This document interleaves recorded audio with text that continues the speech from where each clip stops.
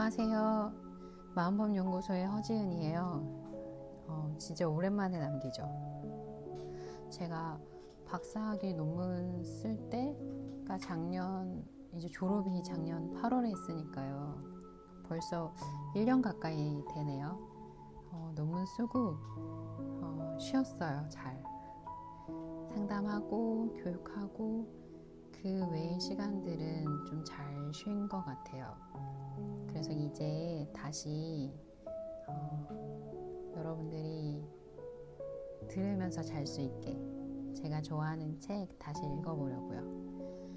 오늘 여러분들에게 소개해드릴 책은 치료적 현존이에요. 이 책은 그린버그랑 갤라가 쓴 책인데요. 이모션 포커스드 테라피, 즉 정서 중심 치료 창시하신 분이에요. 네, 그 두 분이 이제 어떻게 하면 치료자가 세션 안에서 현존할 수 있는가에 대한 글인데요. 그 중에서도 오늘 읽을 챕터는 정서에 대한 파트예요.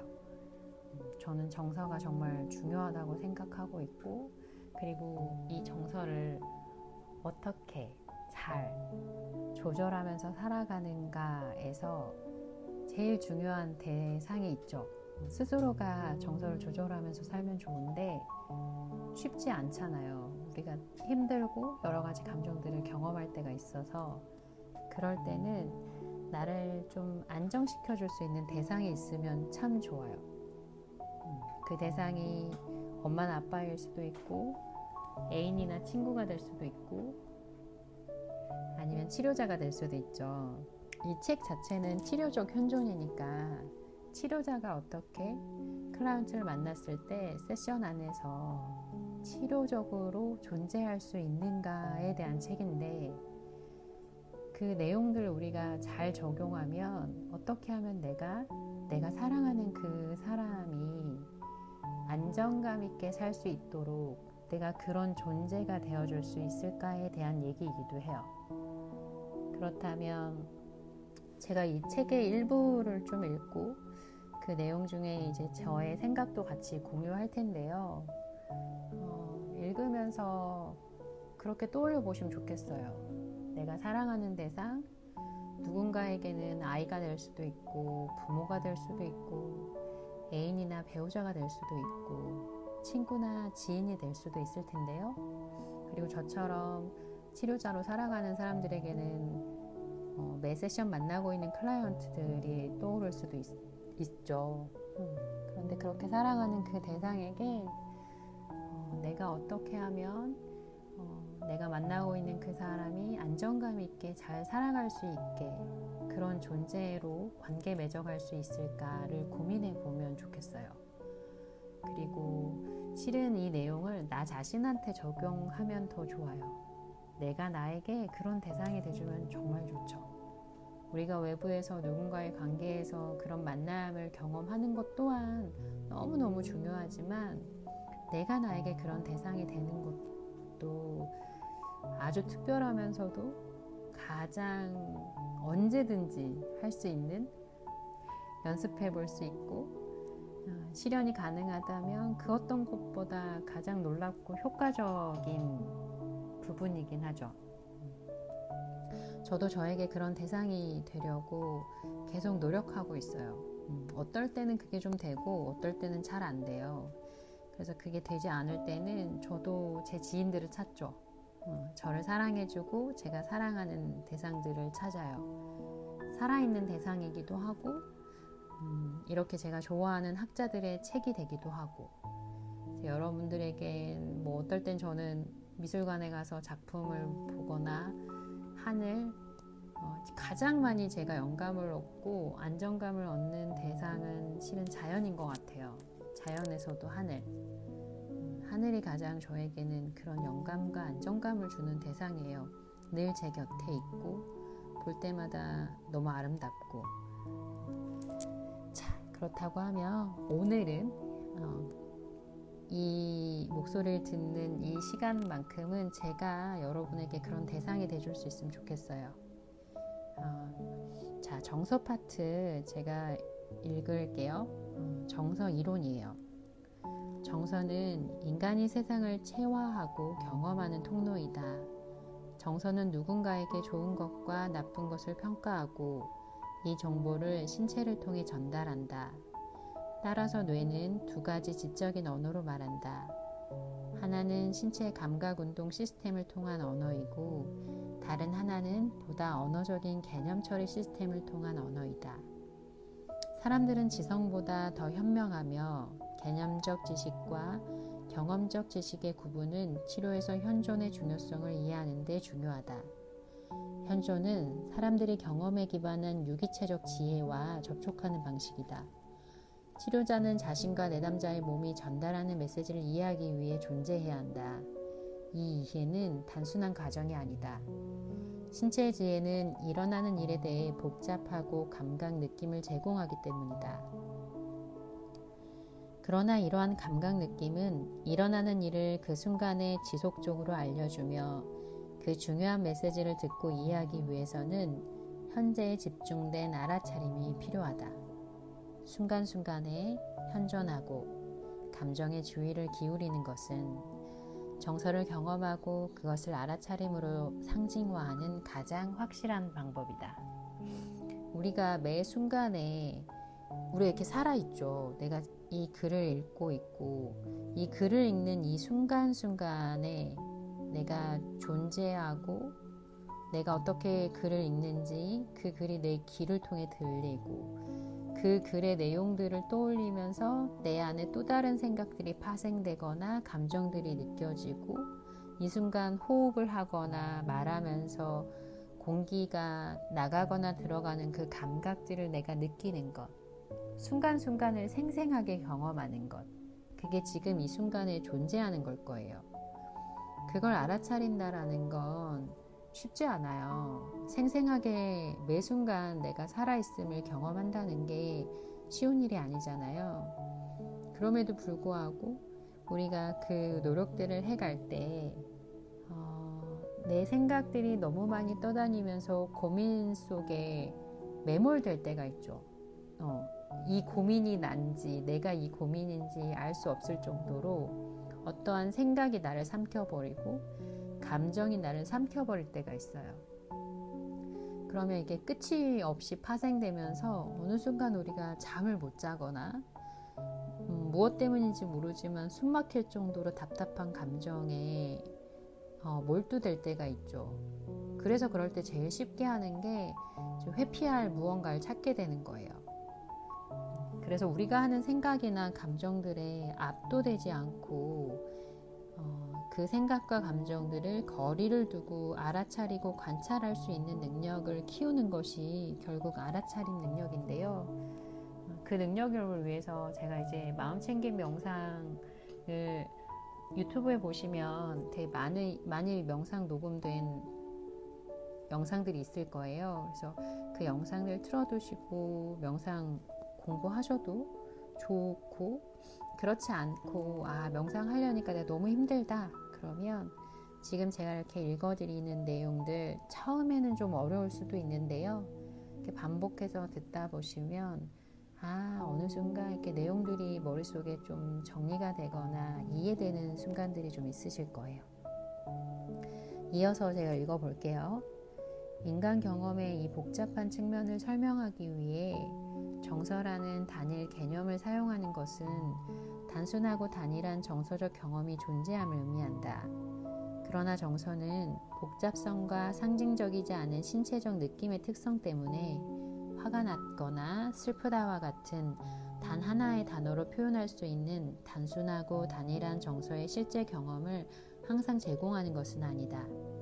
정서라는 개념 자체, 그리고 단일 정서라는 표현조차도 별개의 경험적 지시 대상이 있는 것이 아니라 광범위한 정동적 경험을 포괄한다. 정서는 생리적, 행동적, 감정적 상태와 다양하고 미묘한 경험을 포함한다.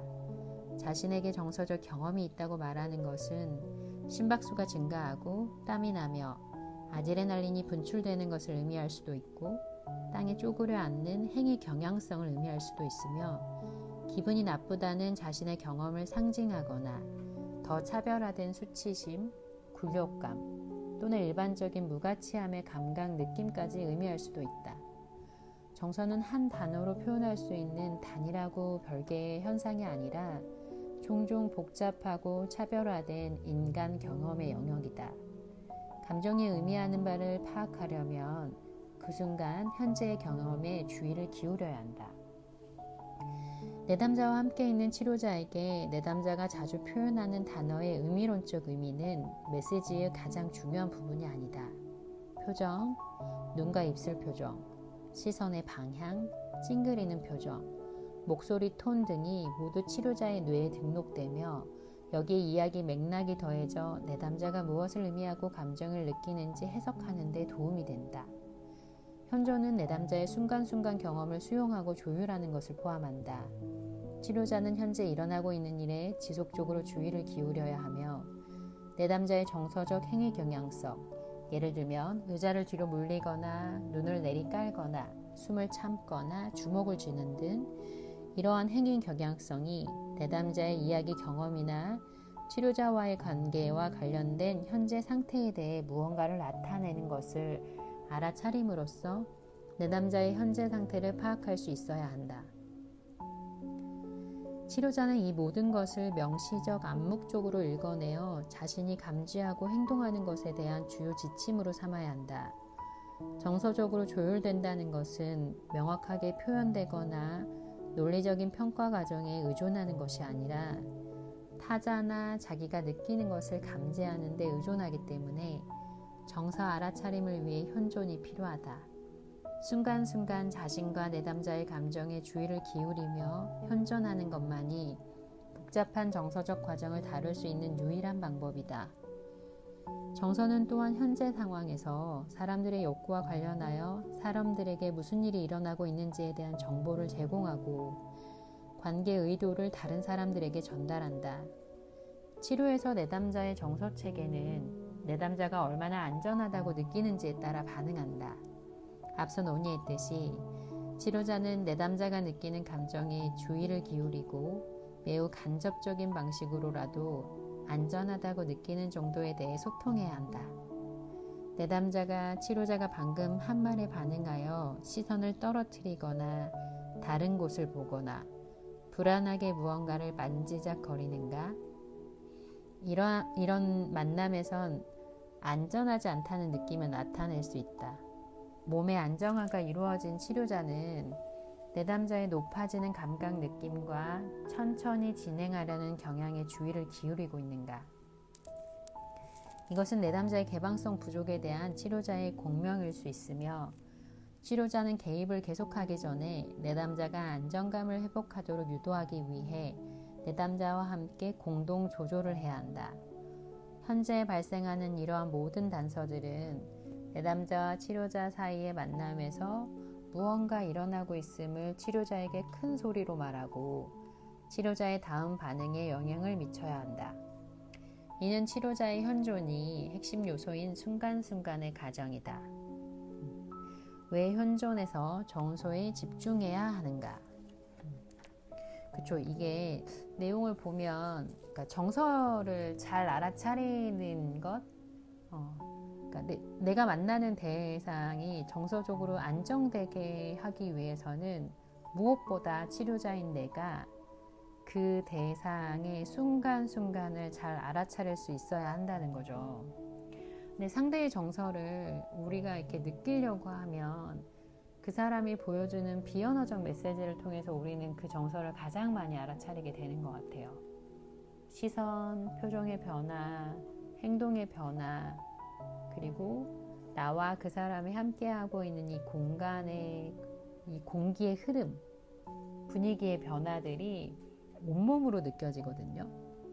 참 신기한 일이에요.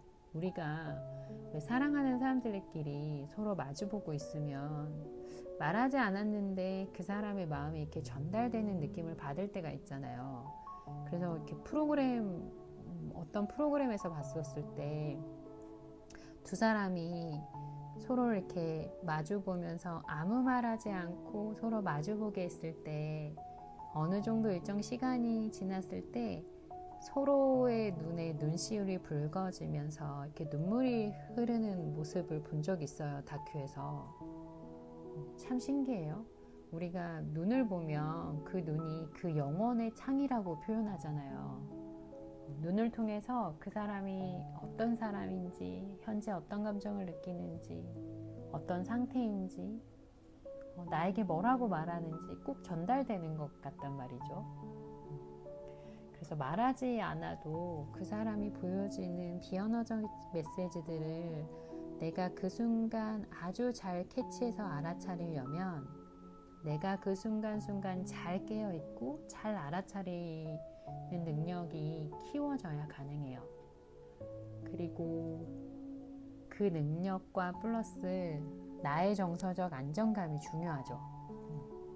상대가 느끼는 정서를 섬세하게 잘 느끼면서 따라가는 것, 그리고 상대가 감정적으로 너무 격양돼 있거나 너무 이렇게 위축되고 다운되어 있을 때 나 혼자 굉장히 높은 텐션으로 막 간다면 우리는 거리가 멀어지겠죠.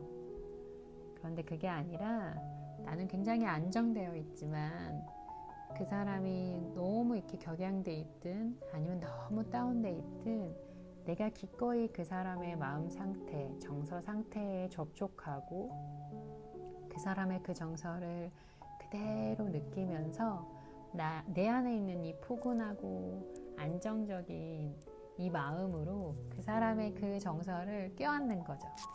기꺼이요. 기꺼이 함께 슬퍼하고 기꺼이 함께 화내고 그 사람이 어떤 감정을 갖고 있든 그 감정을 내가 따뜻하게 꼭 안아줄 때 그 사람 안에 있던 그 불편한 감정들이 서서히 함께 소화돼 가요. 혼자 있을 때는 그 감정이 소화가 되지 않기 때문에, 왜냐하면 너무 불편한 감정일수록 사람들이 그 감정을 느끼지 않으려고 해요. 그래서 그 감정을 외면하게만 되거든요. 그러면 그 감정은 그 사람 안에 늘 그대로 쌓여 있어요. 그런데 안정감 있는 이 치료자와 함께 그 감정을 같이 느끼고 그리고 기꺼이 그 감정을 소화하기 위해서 함께 마주하고 그 감정을 고스란히 같이 느끼잖아요. 그러면 그 안정감 때문에 그 불편한 감정을 마주하고 접촉하고 느끼는 걸 허용할 수 있게 돼요. 용기를 낼 수 있는 거죠. 혼자 있을 때는 차마 느끼기 불편해서 외면했던 감정들인데, 그래서 결국 그 정서를 잘 경험하고 잘 소화해서 조율하게 하려면 치료자가 먼저 그 순간순간을 잘 알아차리고 그 순간에 깨어있는 게 필요하다. 그 순간에 잘 존재하는 것이 필요하다라는 말을 강조하고 있어요. 그런데 왜 이 현존, 지금 이 순간 존재하는데 그 어떤 것도 많을 텐데 상대의 신체 감각, 정서, 행동, 사고 여러 가지 것들이 있는데 그 중에서도 왜 유독 정서에 집중해야 하는가? 그 이유는 생각과 행동에 집중하는 것보다 정서에 집중하는 것이 더 중요해요. 첫 번째 이유는 정서는 종종 생각과 행동에 선행하고 영향을 미치기 때문이에요. 생각과 행동은 정서가 의미와 행동으로 표현된 거예요. 정서는 의식적인 인간이 되기 위한 기본 과정, 즉 필수 조건이기 때문에 자신과 내담자의 정서를 알아차림으로써 조율된 치료자가 되는 것이 아주 중요해요. 둘째는 정서는 대체로 비의도적인 과정이에요. 정서는 원래 사람들이 정서와 관련하여 수동적이기 때문에 열정이라고 불러요. 열정, 패션이라는 단어는 괴로움, 즉 수동적인 상태를 뜻하는 패시브, 라틴어에서 의뢰했대요. 이 라틴어 어근은 제가 못 읽겠어요. 패시브 뭔지 모르겠네요. 에서 유래했대요. 정서는 우리에게 일어나고 예기치 못하게 오기 때문에 현존을 하기 위해서는 우리에게 무슨 일이 일어나고 있는지, 현재에 주목해야 한다고 느끼는 것이 무엇인지 알아차리는 것이 필요해요. 세 번째는 정서에 대한 두려움. 즉 정서에 대한 단순한 알아차림의 부족은 내담자의 역기능의 주요 원인이 되는데요. 내담자 또는 자신의 정서에 대한 치료자의 두려움은 치료자가 현존하는 데 방해가 돼요. 촉진적이고 안전한 치료적 환경을 조성하기 위해서는 치료자가 내담자와 정서적으로 잘 조율되어야 하고, 이를 위해서는 순간순간 정서를 읽어내는 능력이 필요해요. 특히 중요한 것은 내담자의 안전 수준과 안정감이 언제 위협적인 감정으로 바뀌는지 알아차리는 거예요. 치료자가 내담자의 이야기에 담긴 내용만으로 내담자를 이해한다면 작업할 수 있는 정보가 제한적이에요. 이야기를 하는 내담자는 일반적으로 어떤 일이 일어났고 자신과 다른 사람들이 무엇을 했는지, 그리고 자신이 어떻게 생각하는지를 이야기하고 있지만 그 일이 어떤 느낌인지에 대해서는 거의 언급하지 않아요. 그럼에도 불구하고 발생한 일에 의미를 부여하는 마지막 측면이기 때문에 주의해야 해요. 아마도 현존과 정서가 함께 가야 하는 가장 큰 이유 중 하나는 현존과 정서 모두 내면과 외면이 조화를 이루는 비개념적인 방식을 포함하기 때문일 거예요. 둘 다 현재에서 발생하고 순간순간 일어나며 신체 감각을 수반하고 있어요. 따라서 정서와 현존이라는 이 두 가지 과정은 공통점이 많으면서도 서로 긴밀하고 상호적으로 얽혀 있어요. 감정은 현재에 발생하죠. 감정을 느끼기 위해서는 현재에 있어야 해요. 정의에 따르면 현존한다는 것은 경험하기 위해 어떤 정서를 알아차리는 것을 의미해요. 자신의 정서를 알아차리지 못한다는 것은 현존하지 않다는 것이고, 현존하지 않다는 것은 정서를 알아차릴 수 없다는 뜻이에요. 정서 이상의 것에 현존할 수는 있지만 자신의 정서를 알아차림으로써 현존하지 않을 수는 없어요. 정서는 내면에서 일어나는 일에 주의를 기울이는 사람이 경험하기를 기다리며 자동적으로 몸을 통해 흐르기 때문에 자신이 느끼는 감정을 알아차리기 위해서는 현존해야 해요. 정서에 집중하면 감정에 압도되지 않고 그 감정에 이름을 붙이고 조절하고 이해할 수 있게 돼요. 정서에 현존한다는 것은 정서에 기대돼 정서와 과도하게 동일시하지 않는 것, 즉 현재 일어나고 있는 일에 현존하되 그것에 대해 정의되지 않는 것을 표현하며, 여기 8장에 설명한 대로 명명과 조절을 통해 도움을 받을 수 있어요. 즉 무슨 말이냐면, 정서를 알아차린다라는 것, 그것은 내가 느끼는 정서가 무엇인지를 아는 거죠. 정서의 이름을 아는 거고요. 그리고 내가 느끼는 이 정서의 강도를 내 필요에 의해서 조절할 수 있게 된다는 거예요. 그게 돼야지 실은 내가 이 순간에 존재할 수 있는 거죠. 정서에 압도되거나 매몰되지 않고요. 그러니까 저는 실은 치료적 현존 이 책이 굉장히 두꺼워요. 그래서 와, 이걸 어떻게 이렇게까지 두껍게 써내려갈 수 있지가 너무 신기했거든요, 처음에는. 근데 이제 책들을 읽어보니까, 책의 내용들을 읽어보니까 어찌 보면 정말 비슷한 말들을 계속 반복하는 것처럼 보일 수 있는데, 그만큼 저자가 강조하고 싶었던 것 같아요. 디테일하게 아주 섬세하게 설명해내고 싶었던 것 같아요. 이어서 가볼게요. 정서의 다양한 유형이에요. 정서에 현존하는 것에 대해 이야기할 때 다양한 유형의 정서 경험, 다양한 정서 순서 및 다양한 순서의 다양한 수준의 정서를 구별하는 것이 임상적으로 중요하다. 현존한다는 것은 느껴지는 것이 그 사람의 첫째 정서적 반응인지 아니면 1차 정서에 대한 2차 정서 반응인지 구별할 수 있어야 한다는 것을 포함한다. 정서가 첫 번째 1차적으로 느끼는 정서가 있고, 예를 들면 내가 지금 화가 났어요. 처음에는 이제 뭐 상대가 나한테 뭐 심한 말을 해서 그거에 대해서 내가 굉장히 많이 화가 났을 수 있죠. 혹은 그쵸. 일단 화가 났어요. 근데 화가 나서 머리끝까지 너무 화가 나서 막 어쩔 줄을 모르겠어요. 근데 이 화가 났다는 이 감정으로 인해서 또 파생되는 게 있어요. 이렇게 화를 내고 씩씩거리는 그런 나에 대해서 비참해질 수 있어요. 서글퍼질 수 있고. 그래서 이 2차 정서라는 건 첫 번째 느끼는 정서로 인해서 파생되는 정서예요. 이게 이제 저희가 구분을 하는 건데요. 1차 정서, 2차 정서 구분하는 거지만 쉽게 설명하면 우리가 어느 순간 느끼는 감정이 단 하나의 감정이 아닐 수 있다는 거예요. 굉장히 다양한 감정들이 그 안에 한꺼번에 느껴질 수 있고 그 정서의 맥락들을 살펴보면 어떤 정서는 다른 정서의 원인이 되기도 한다는 거예요. 그래서 이제 이어서 제가 이제 설명을 좀 더 글을 읽으면서 할게요. 현재 상황에 대한 그 사람의 핵심적이고 더 지속적인 정서인지 아니면 일시적인 정서적 반응인지 적응적 정서 반응인지 부적응적 정서 반응인지 구별할 수 있어야 한다. 이러한 모든 구분은 정서를 임상적으로 다루는 방식의 차이를 만든다.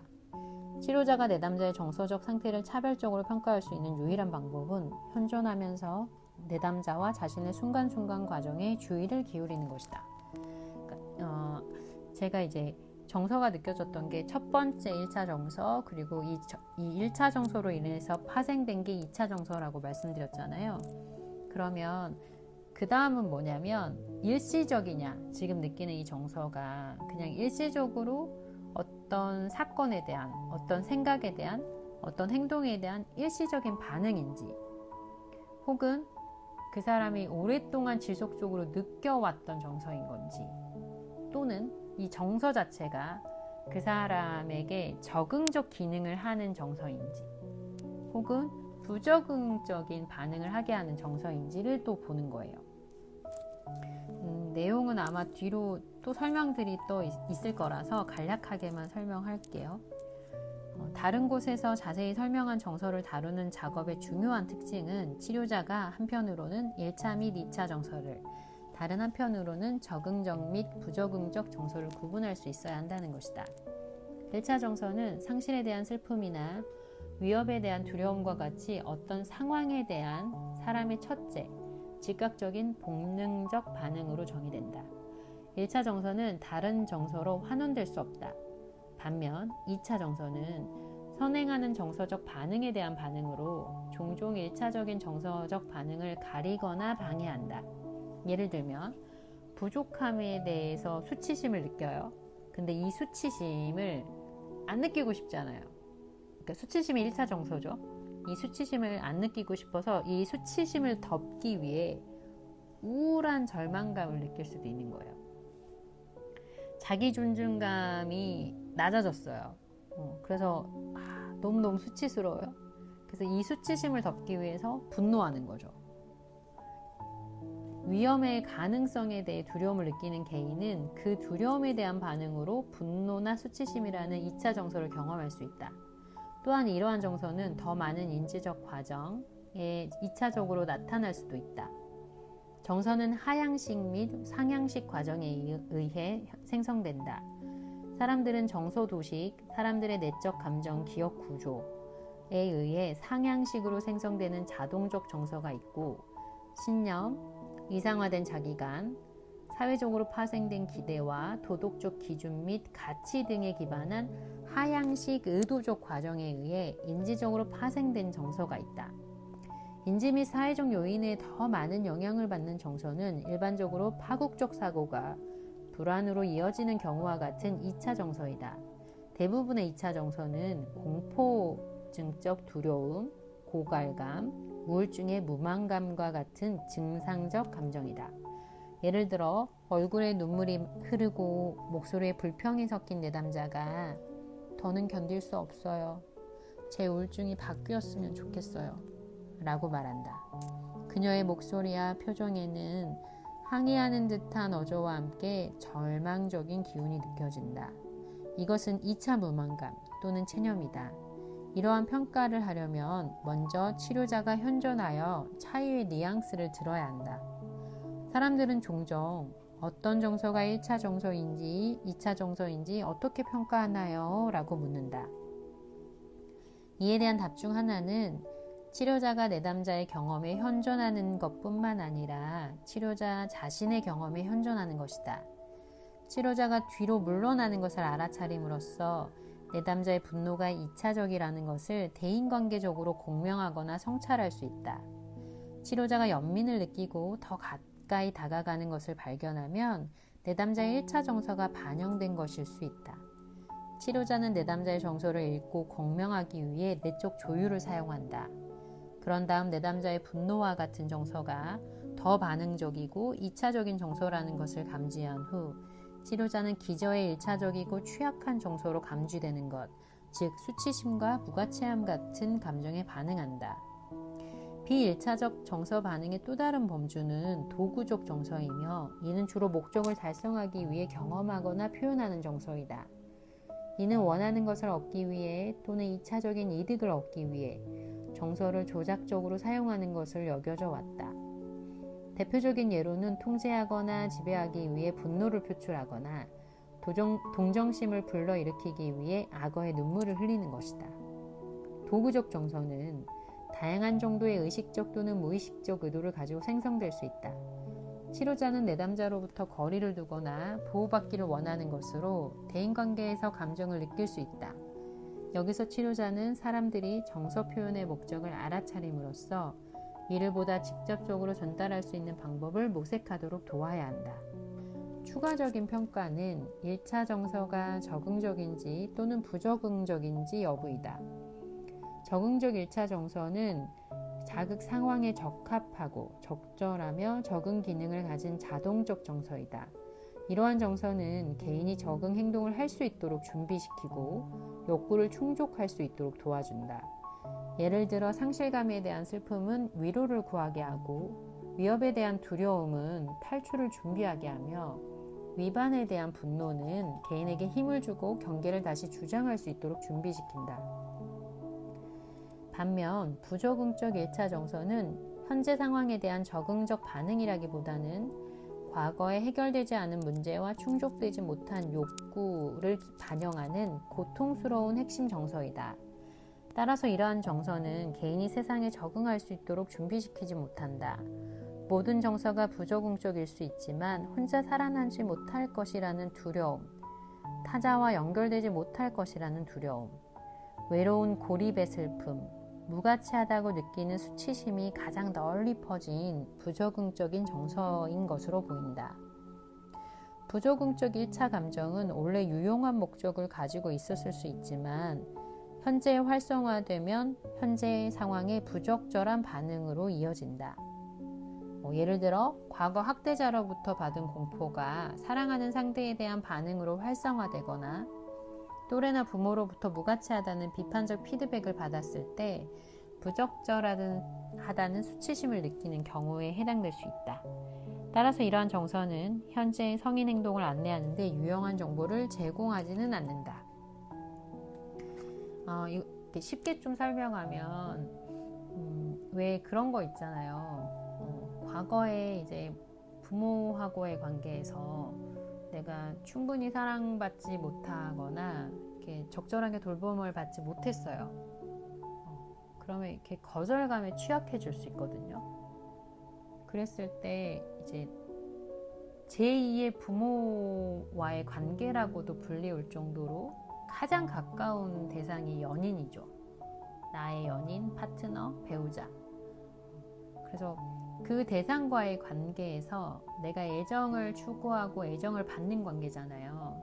근데 이 관계에서 동일하게 취약해지는 거예요. 그래서 상대에게 거절받을까봐 두려워서 두려움이 너무 커지는 거죠, 자동적으로. 그런 긴밀한 관계로 들어가려고 할 때 내가 이전에 돌봄받지 못했고 거절받았던 그 관계 경험에서의 그 감정이 해결되지 않은 그 감정이 그대로 지금 이 관계에서 다시 반복되는 거예요. 그러면 어떠냐면 상대가 싫은 나를 거절하는 게 아닐 수 있는데 나는 아주 작은 행동에도 정말 큰 거절감을 느낄 수가 있어요. 그럼 어떻게 되겠어요? 나의 반응이 오히려 되게 크게 화를 낸다거나, 아니면 그 거절감이 너무 크니까 더 위축된다거나, 거리를 두고 떠난다거나, 아니면 거절받지 않기 위해서 이렇게 과도하게 매달리게 된다거나, 지금 현재 관계에 적절하지 않은 정서로 인해서 부적절한 행동으로 이어지게 될 수 있는 거예요. 그래서 이제 저 심리학 처음 공부할 때 그런 얘기 많이 들었어요. 선배들에게, 교수님들에게. 우리는 이렇게 배우자를 만나기 전에 나에 대한 분석을 잘 해야 한다. 그래서 내 원가족, 그러니까 나의 부모하고의 관계에서 경험했던 것들을 건강하게 잘 소화하고, 나라는 사람을 잘 알아서 그렇게 준비가 돼야만 내 파트너, 내 연인, 내 배우자를 잘 결정할 수 있다. 그런 얘기를 많이 들었죠. 공부할 때도 많이 읽었고, 더군다나 이렇게 내 인생에 되게 중요한 결정이잖아요, 결혼은. 근데 일반 사람들한테는 아마 인생의 가장 큰 결정일 것 같아요. 근데 이제 치료자는 여기서 이제 더 가요. 왜 자기를 잘 알아야 하냐면, 내가 내 과거 문제들이 해결되어 있지 않았을 때 현재 관계에서 적절하지 않은 감정을 과하게 느낄 수가 있게 되잖아요. 그것처럼 치료 장면에서 내가 내 문제가 투사돼서 오히려 내 클라이언트하고 관계에서 좋지 않은 영향을 줄 수가 있어요. 왜냐하면 우리도 인간이니까요. 그래서 많은 치료자들이 늘 공부하고 늘 자신을 분석하면서 훈련하는 이유가, 내 관계 안에서, 내 삶 안에서 해결되지 않았던 여러 가지 정서들이, 관계 패턴들이, 부정적인 신념과 생각들이, 편견들이 내가 만나는 클라이언트와의 관계에서 그대로 재현되지 않게 하기 위해서예요. 그러면 부적절하게 행동할 수 있거든요.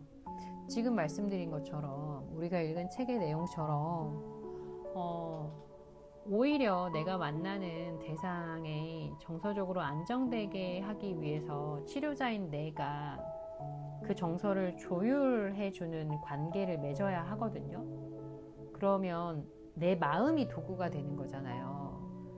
내가 느끼는 이 정서가 상대의 정서를 알아차리는 아주 중요한 단서가 될 거고, 왜냐하면 상대는 자신의 감정을 알아차리는 게 힘든 사람들이 대다수 상담을 받으러 오니까요. 그러려면 그 사람이 느끼는 정서를 내가 민감하게 잘 캐치해서 알아차리고, 그 정서를 접촉할 수 있게 도와주고, 기꺼이 경험할 수 있게 안전한 공간을 만들어 줘야 돼요. 심리적인 공간이죠. 그런 대상이 되려면 상대의 감정을 내가 내 몸으로, 내 마음으로 느끼고 유추하고 같이 접촉해서 품을 수 있어야 되는데, 내가 만약에 해결되지 않은 나의 정서로 인해서 이 사람이 보이고 있는 말과 행동을 잘못 오해하거나 훨씬 더 과장되게 해석하거나 과장되게 받아들여서 적절하지 않은 감정들을 느끼게 된다고 하면 어떤 일이 일어날 수 있냐면, 내가 만났던 클라이언트는 본인의 어떤 정서가 해결되지 않아서 왔잖아요. 그런데 자칫하면 치료자의 미해결된 정서까지 떠안게 될 수 있어요. 그래서 이게 심리 작업이 참 중요한 게 눈에 보이지 않아요. 차라리 외과적인 수술이면 수술이 잘 됐는지 안 됐는지 알 수 있어요. 그런데 이 심리적인 작업은 눈에 보이지 않기 때문에 어떤 작업을 했는지는 알기가 어려워요. 그래서 설명하기도 어렵고, 눈에 보이지 않기 때문에 더 엄격한 윤리 기준이 요구돼요, 치료자들에게는. 그래서 이렇게 상담을 하시는 정말 많은 전문가들이 아주 오랜 시간 훈련받아요. 길고 긴 훈련을 받아요. 그리고 저처럼 이렇게 전문가가 돼도 끊임없이 공부해요. 그래서 오죽하면 저희 아이는 제 직업을 안 갖겠대요. 왜냐면 왜 이렇게 공부를 많이 하냐, 학교 졸업했는데도. 그런 얘기를 하거든요. 그래서 이 직업은 좋아해야 돼요. 너무너무 좋아해야 돼요. 공부할 게 끊임없이 많고, 새로운 이론, 새로운 치료 방법도 당연히 배워야죠. 왜냐하면 인간이 겪는 문제가 너무너무 다양하고, 발달 단계에 따라, 성별에 따라 또 너무너무 다 다르잖아요. 이렇게 성격도 다르고, 기질도 다르고, 문제 영역에 따라 치료하는 방법도 다 다르기 때문에 공부할 게 굉장히 많아요. 근데 이렇게 새로운 지식과 새로운 치료법을 배우는 것도 중요하지만, 더 중요한 건 치료자인 자기 자신을 잘 살펴보는 것. 내가 아주 좋은 도구가 될 수 있게 내 몸과 마음을 정말 정결하게 준비하는 거죠. 그래서 어떤 면에서 보면 참 우리가 이렇게 수도자 같기도 해요. 늘 이렇게 마음을 깨끗하게, 정결하게, 정갈하게 준비해 가거든요. 눈에 보이지 않는 작업이잖아요. 근데 이 작업을 저는 이제 슈퍼비전 할 때 이제 마음보험에 공부하러 오는 전문가들이 이제 계속 있어요. 그래서 매달 같이 공부하고 있는데 그분들한테 계속 강조해요.